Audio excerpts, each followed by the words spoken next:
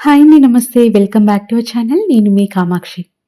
ఈరోజు మా ఛానల్‌లో నేను మీకు కొండపిండి ఆకుతో పప్పును ప్రిపేర్ చేయబోతున్నానండి. ఎలాంటి ఉల్లిపాయ, వెల్లుల్లి లేకుండా ఈరోజు మనం ఎంతో టేస్టీ అయిన అండ్ హెల్తీ అయిన కొండపిండి ఆకు పప్పుని ప్రిపేర్ చేసుకోబోతున్నాము. ఇదిగోండి, ఇదే కొండపిండి ఆకు. చూసేదానికి ఈ విధంగా ఉంటాయండి ఆకులు. అండ్ దీనికంతా పువ్వులు ఈ విధంగా ఉంటాయి. మనకివి పల్లెటూర్లలో ఎక్కువగా బయట దొరుకుతూ ఉంటాయి. ఎక్కడ చూసినా పిచ్చి చెట్లల మధ్యలో కూడా ఈ కొండపిండి ఆకనేది దొరుకుతూ ఉంటుంది. సో, అంత అవైలబుల్‌గా ఉంటాయన్నమాట. అండ్ సిటీస్ విషయానికొస్తే ఇది మనం కొని తీసుకోవాల్సిందే అండి. మనకి ఎక్కడ బయట దొరకదిది. మనం కొని ఇది తీసుకోవాల్సిందే. సో, చూడండి, ఆకులు ఈ విధంగా ఉంటాయి. అక్కడక్కడ తెల్ల పువ్వులు ఈ విధంగా ఉంటుంది. మనము ఎక్కువగా సంక్రాంతి అప్పుడు గొబ్బెమ్మలు పెట్టిన తర్వాత దీనిపైన మండలనేది ఇవి వేస్తూ ఉంటాము. మీకు ఐడియా ఉండుంటుంది చాలా వరకు అందరికీ. సో, దీంట్లో ఎన్నో హెల్త్ బెనిఫిట్స్ ఉన్నాయండి ఆకులో. మెయిన్‌లీ కిడ్నీలో స్టోన్స్‌ని కరిగించే శక్తి ఈ ఆకుకుంది. కాబట్టి స్టోన్స్ ఎక్కువగా ఉన్నవాళ్ళు ఈ ఆకుని వీక్లీ 3 టైమ్స్ అన్నా తీసుకోండి. మాక్సిమం స్టోన్స్ అనేవి డిక్రీజ్ అవుతుంది. సో, అందుకని ఈ కొండపిండాకుని ఎక్కువగా యూజ్ చేస్తూ ఉంటారు. సో, చూసారు కదా, ఎన్నో హెల్త్ బెనిఫిట్స్ ఉన్న ఈ ఆకుతో ఇప్పుడైతే మనం పప్పుని ప్రిపేర్ చేసుకోబోతాము. ముందుగా ఈ ఆకులన్నిటిని ఒలిచేసుకోవాలి. ఈ విధంగా ఆకుల్ని ఒలుచుకొని ఒక్కసారి శుభ్రంగా వాష్ చేసుకోండి. 1కి 3 సార్లు శుభ్రంగా వాష్ చేసుకోండి. మనం మార్కెట్స్ నుంచి తెచ్చాం కాబట్టి దుమ్ము అవన్నీ ఉంటుంది కాబట్టి ఏ ఆకునైనా మనం ఖచ్చితంగా క్లీన్ చేసుకుంటాం కదా! ఆ విధంగానే ఇది కూడా క్లీన్ చేసేసుకోండి. చేసుకొని మరి ఆకుగా పప్పులో వేయకూడదు. ఈ విధంగా కాస్త కట్ చేసుకొని తీసుకోవాలి. సో, ఈ విధంగా నేను నైఫ్‌తో చిన్నగా ఆకులని కట్ చేసేసుకున్నాను. ఇప్పుడు స్టవ్ పైన కుక్కర్ పెట్టేసుకుంటున్నాను. తర్వాత ఈ చిన్న గ్లాస్‌తో ఒక గ్లాస్ పప్పును వేసుకుంటున్నాను. ఇక్కడ నేను నార్మల్ కందిపప్పుని తీసుకోవట్లేదండి. మసూర్ దాల్‌ని తీసుకుంటున్నాను.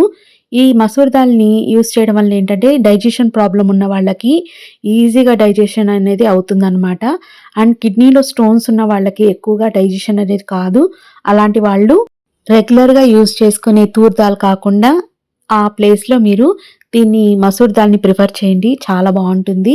అండ్ మీకు హెల్ప్‌ఫుల్‌గా ఉంటుంది డైజెషన్ విషయంలో వచ్చేసి. సో, అందుకని ఇక్కడ నేనైతే మసూర్ దాల్‌ని యూజ్ చేస్తున్నాను. తర్వాత ఇందులోకి చిటికెడు పసుపును వేసుకోవాలి. చిటికెడు పసుపును వేసుకున్న తర్వాత ఇప్పుడు ఇందులోకి రుచికి సరిపడా సాల్ట్‌ని వేసుకోవాలి. సాల్ట్ కొంచెం తక్కువైనా పర్లేదండి, చూసుకొని వేసుకోండి. సాల్ట్ వేసుకున్న తర్వాత ఇప్పుడు ఇందులోకి మనము కారాన్ని వేసుకుందాము. సో, మీ స్పైసీనెస్‌కి తగ్గట్టుగా ఎండు కారంని ఇందులోకి వేసుకోండి. పచ్చిమిర్చి వేసుకోకండి, అంత బావుండదు. ఎండు కారమే ఈ ప్లేస్‌లో బావుంటుంది. స్పైసీనెస్‌కి తగ్గట్టుగా వేసుకున్న తర్వాత ఇందులోకి కొంచెంగా చింతపండు, మరీ ఎక్కువగా చింతపండు వేశారనుకోండి అది చుక్కకూర పప్పు అట్లా అవుతుంది కాబట్టి దీని ఫ్లేవర్, దీని టేస్ట్ తెలియడం కోసం లైట్‌గా చింతపండు వేసుకోవాలి. ఇలా చింతపండు వేసుకున్న తర్వాత ఇప్పుడు వాటర్‌ని యాడ్ చేసుకోవాలి. మనం ఒక గ్లాస్ పప్పు తీసుకున్నాం కదా! ఒక గ్లాస్‌కి 2 గ్లాసుల చొప్పున వాటర్‌ని యాడ్ చేసుకోవాలి. తర్వాత ఇందులోకి మనము ఆకును కూడా వేసాం కాబట్టి 3 గ్లాసులు, కంప్లీట్‌గా 3 గ్లాసులు వాటర్‌ని ఇక్కడ యూజ్ చేస్తున్నాను. అంటే ఒక గ్లాస్ పప్పుకి 3 గ్లాసుల వాటర్‌ని ఇందులోకి వేస్తున్నాను. ఇలా వేయడం వల్ల పప్పు ఉడికిన తర్వాత నీళ్ళగా ఉండదండి. ఇప్పుడు దీన్ని మనం 3, 4 విజిల్స్ వచ్చేంత వరకు కుక్ చేసుకుందాము. ఇప్పుడు కుక్కర్ పైన లిడ్ పెట్టేసుకొని స్టవ్ ఆన్ చేసి 3, 4 విజిల్స్ వచ్చేంత వరకు ఉడికించండి. సో, ఇక్కడ నేను 4 విజిల్స్ వచ్చేంత వరకు కుక్ చేసుకుంటున్నానండి. ఇలా 4 విజిల్స్ వచ్చిన తర్వాత స్టవ్ ఆఫ్ చేసి కంప్లీట్‌గా ప్రెషర్ పోయేంత వరకు ఉంచండి.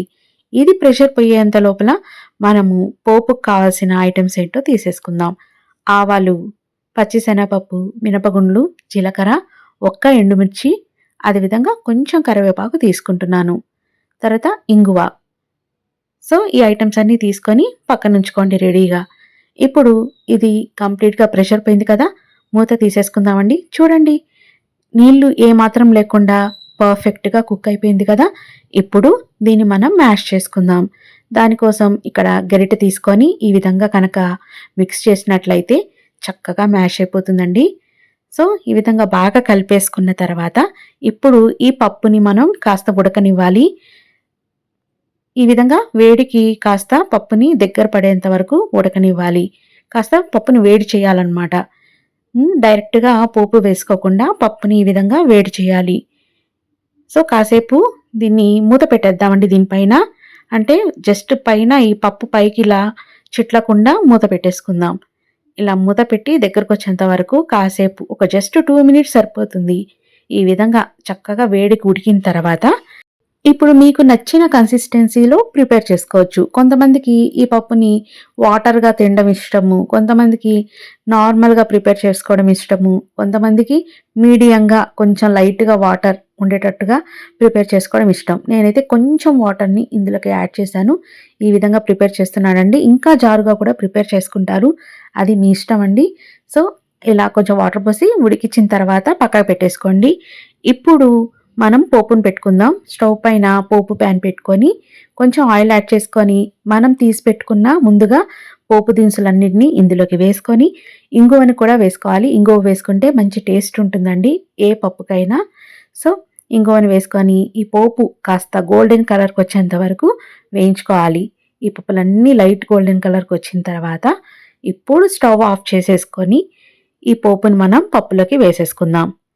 సో, చూడండి ఈ విధంగా పోపుని పప్పులోకి వేసేసుకొని ఒకసారి బాగా మిక్స్ చేసేసుకున్నామనుకో అంతే టేస్టీ కొండ పిండి ఆకు పప్పు రెడీ. సో, చాలా టేస్టీగా ఉంటుందండి. దీని ఫ్లేవర్ ట్రై చేయండి. చాలా చాలా బావుంటుంది. అండ్ ఇలా పోపు ప్యాన్‌లో కూడా కొంచెం ఇంగువ అవన్నీ ఫ్లేవర్స్ ఉంటాయి కాబట్టి కొంచెం పప్పును వేసి మిక్స్ చేసి తీసేస్తున్నాను. తక్కువ గిన్నెలతో ఈ విధంగా ప్రిపేర్ చేసుకోండి. చాలా చాలా బావుంటుంది. సో, బ్రాహ్మిన్ స్టైల్‌లో అయితే నేనిది ప్రిపేర్ చేస్తున్నాను. మేమైతే ఈ విధంగానే ప్రిపేర్ చేస్తాము. సో, మీరు కూడా ట్రై చేయండి. మీకు నచ్చితే కనుక తప్పకుండా లైక్ చేసి షేర్ చేయండి. మరిన్ని వీడియోస్ కోసం ఛానల్‌ని సబ్స్క్రైబ్ చేయడం మాత్రం మర్చిపోకండి. నెక్స్ట్ మంచి మంచి రెసిపీస్‌తో, వీడియోస్‌తో మీ ముందుకొస్తానండి. అంతవరకు బాయ్ అండి. Take care.